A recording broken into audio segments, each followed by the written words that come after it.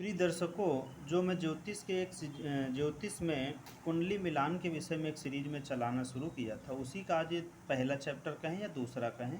कल मैंने इसके विषय में बताया था कि किन नक्षत्रों में एवं किन महीनों में विवाह करना उत्तम होता है। यानी कि दो चीज़ें उसमें हमने कल बताई थी। एक बताया था नक्षत्र कौन से, विवाह के समय के लिए नक्षत्र कौन से, यानी कि वो विषय मुहूर्त का था।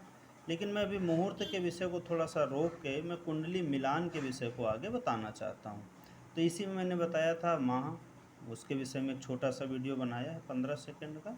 आज मैं एक थोड़ा सा बड़ा वीडियो बनाने की कोशिश कर रहा हूँ। देखिए, जब सबसे पहले किसी वर या वधू की जन्म पत्रिका को मिलाया जाता है, मिलान किया जाता है, तो उसमें हम सबसे पहले क्या देखते हैं? सबसे पहले हम गण मिलान शुरू करते हैं। गण का मतलब होता है किस गण का है। गण हमारे 3 प्रकार के होते हैं। पहला होता है देवता, दूसरा होता है मनुष्य, तीसरा होता है राक्षस। और सभी लोग कहानियों के माध्यम से, रामायण के माध्यम से भगवान मर्यादा पुरुषोत्तम भगवान राम के पूरे जीवन लीला से जानते हैं। और जब भी कभी समुद्र मंथन हुआ उसके विषय में, मनुष्य का जब प्रादुर्भाव हुआ, जन्म हुआ, वहाँ से कहानियाँ सुनते समझते चले आए हैं। तो मनुष्यों में, देवताओं में और राक्षसों में दो तरह के, पहले मनुष्य नहीं थे, पहले क्या था, देवता और राक्षस थे। ठीक है। अब धीरे धीरे जब मनुष्य का प्रादुर्भाव हुआ तो ये दोनों ऑलरेडी पहले से ही थे। दूसरा मनुष्य आया, तो मनुष्य के रूप में जब विवाह होने लगे तब ऋषि मुनियों ने इस विषय का निजात किया। तो सबसे देव गण, जिन जो जो जातक इन नक्षत्रों में जन्म लेता है वह देवगण में कहलाता है, देवगण में जाता है। यानी कि गण कितने हुए? 3 प्रकार के हुए, देव, मनुष्य और राक्षस। तो अब हम देखते हैं पहले नक्षत्र कौन सा है। अश्विनी पूरा, मृगशिरा, रेवती, हस्त, पुष्य, पुनर्वसु, अनुराधा, श्रवण और स्वाति। ये कितने नक्षत्र हुए? 9 नक्षत्र हमारे देवताओं के कहलाते हैं। कौन कौन से? अश्विनी, मृगशिरा, रेवती, हस्त, पुष्य, पुनर्वसु, अनुराधा, श्रवण और स्वाति। ठीक। मनुष्य गण में कौन कौन से आए? यानी कि इन नक्षत्रों में जिन जातकों का जन्म होगा उसका स्वभाव मनुष्य गण की तरह होगा। कौन कौन से हैं? तीनों पूर्वा, आद्रा, रोहिणी, तीनों उत्तरा और भरणी। इसमें ऐसे याद कर लें, तीनों पूर्वा, तीनों उत्तरा। ठीक। आद्रा, रोहिणी और भरणी। तीनों पूर्वा, तीनों उत्तरा, आद्रा, रोहिणी और भरणी। तीनों पूर्वा, तीनों तीनों उत्तरा, आद्रा, रोहिणी और भरणी। ये हो गए मनुष्य गण के। देखिए, आद्रा नक्षत्र राहु का होता है, ठीक है, नमी देता है, लेकिन ये गण किस में रखा गया? मनुष्य गण में। ठीक। अब आते हैं 3 राक्षस गण में। कृतिका सूर्य का नक्षत्र है, फिर भी एक राक्षस गण में रखा गया। मघा केतु का नक्षत्र है। आश्लेषा बुध का नक्षत्र है। विशाखा गुरु का नक्षत्र है। शतभिषा राहु का नक्षत्र है। चित्रा मंगल का नक्षत्र है। ज्येष्ठा बुध का नक्षत्र है। धनिष्ठा मंगल का है। मूल केतु का है। ठीक है। यानी कि कौन से हुए? इसमें क्रूर ग्रह लिए गए, सूर्य, बुध, केतु, गुरु जैसे विषय लिए गए। ठीक। राहु। ठीक।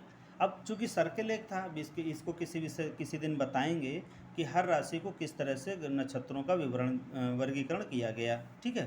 तो अभी हम क्या समझते हैं? कृतिका, मघा, आश्लेषा, विशाखा, शतभिषा, चित्रा, ज्येष्ठा, धनिष्ठा, मूल, ये 9 नक्षत्र किस गण में आए? राक्षस गण में। राक्षस गण का मतलब होता है उग्र। क्या होता है? उग्र, विपरीत अवस्था में काम करना, गुस्सैल होना, जिद्दी होना। ठीक है, ये होता है ये राक्षस गण में। ठीक। अब आगे चलते हैं हम, किन नक्षत्रों की किन से कैसी मित्रता है। बहुत बड़ा वीडियो नहीं बनाएंगे, जितना छोटा सा बनेगा 5 मिनट में उतना ही बताएंगे आप लोगों को। तो अभी मेरी प्रॉपर विषय में बात हुई, कौन से नक्षत्र किस गण में जाते हैं। अश्विनी, मृगशिरा, रेवती, हस्त, पुनर्वसु, पुष्य, अनुराधा, श्रवण, स्वाति, ये 9 नक्षत्र देवताओं में हैं। ठीक है। 9 नक्षत्र हमारे मनुष्यगण में है, 9 नक्षत्र हमारे राक्षसगण में है।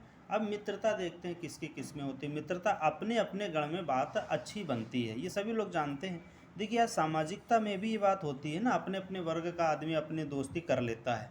टाइटल आपके नाम के आगे पूरा क्या लिखा है, आपके नाम के आगे क्या लिखा है, बस दोस्ती हो गई। जबकि ये बात ठीक नहीं है, ऐसे दोस्ती नहीं होती। दोस्ती हमारी खैर उसमें हम विषय नहीं बात करेंगे, चूँकि सामाजिकता में आ जाता है। अपने अपने गणों में भी कलह होती है, नोट करके इस बात को लिखना। ठीक है। एक ही माता पिता से जन्मे 4 बच्चों में गोलियां चलती हैं, लाठियां चलती हैं, मर्डर होते हैं। तो अपने अपने गणों में भी कलह होती है। ठीक है, अब ग्रहों के हिसाब से देखते हैं। सूर्य, ठीक, शुक्र, गुरु, शुक्र, सूर्य, शनि, चंद्र, बुध, ये तो सभी देवता हैं, प्लेनेट हैं, इनमें भी कलह हो रही है ना। ये इस तरह से ग्रुपिंग हो गई आपकी। ठीक है, तो इस बात को, पहला रूल क्या है, ये पहला है, इसका सब डिविजनल रूल बन गया सेकंड।